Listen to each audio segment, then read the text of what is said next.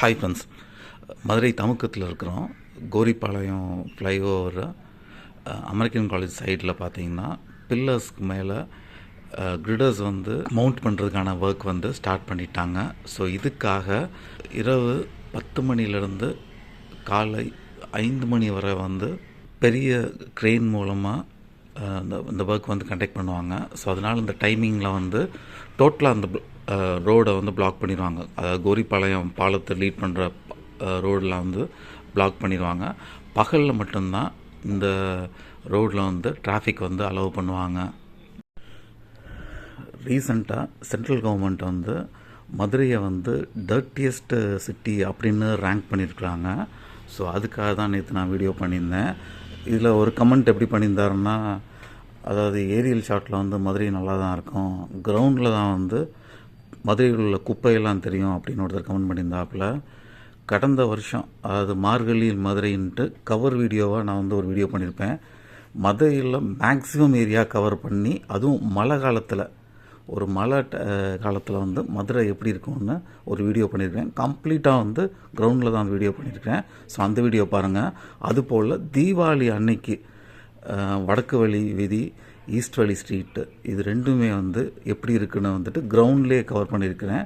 மதுரை வந்து எவ்வளோ சுத்தமாக இருக்குன்னு பாருங்கள். DMK government super, ADMK government, அதாவது இதுக்கு முன்னாடி இந்த ஏடிஎம்கே கவர்மெண்ட் சூப்பர் அப்படின்னு நான் சொல்ல வரல. அதுபோல் சிங்கப்பூர், சுவிட்சர்லாண்ட் கம்பேர் பண்ணும்போது மதுரை தான் சூப்பர் அப்படின்னு நான் சொல்ல வரல. இந்தியாவில் உள்ள சிட்டிஸ் கம்பேர் பண்ணும்போது மதுரை வந்து டர்ட்டியஸ்ட் சிட்டி அப்படின்னு சொல்கிறத வந்துட்டு என்னால் ஏற்றுக்க முடியல.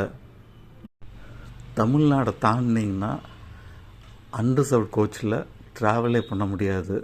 அப்படி இருக்கும்போது அந்த ஊரில் ஜஸ்ட் இமேஜின் பண்ணிக்கோங்க. ரீசண்டாக அவுரங்காபாடு போயிருந்தேன். அந்த ஊருக்கு வந்து பேரை மாற்றிட்டாங்க. சத்ரபதி சாம்பாஜி நகர் அப்படின்னு பேரை மாற்றிட்டாங்க. பேர் மாற்றிட்டா மட்டும் ஊர் அழகாயிருமா? அங்கே உள்ள பஸ் ஸ்டாண்டுக்கு வந்து பெயிண்டிங்கே பார்த்தீங்கன்னா வந்துட்டு சிவப்பு கலர் பெயிண்டிங்கு.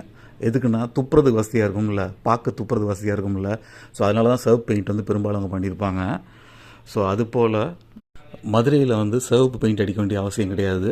அப்படி ப்ராபப்ளி சிவப்பு பெயிண்ட் அடிக்கிற மாதிரி ஒரு சிச்சுவேஷன் வரும்.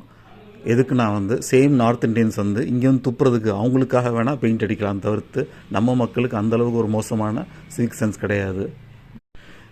இதெல்லாம் தாண்டி மதுரை ஒர்க் பண்ணுற தூய்மை பணியாளர்கள் இருக்காங்கள, ஸோ அவங்களுக்கு வந்துட்டு கோவிலே கட்டலாம்.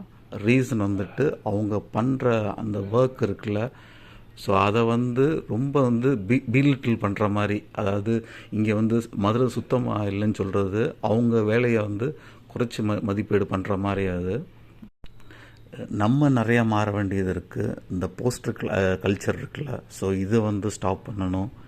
இது தவிர்த்து கவர்மெண்ட்டு நிறையா ஒர்க் பண்ணணும். ஆஃப்கோர்ஸ் கவர்மெண்ட்டு, மதுரை கார்ப்பரேஷன் வந்து இன்னுமே நல்லா வந்து ஒர்க் பண்ணணும்.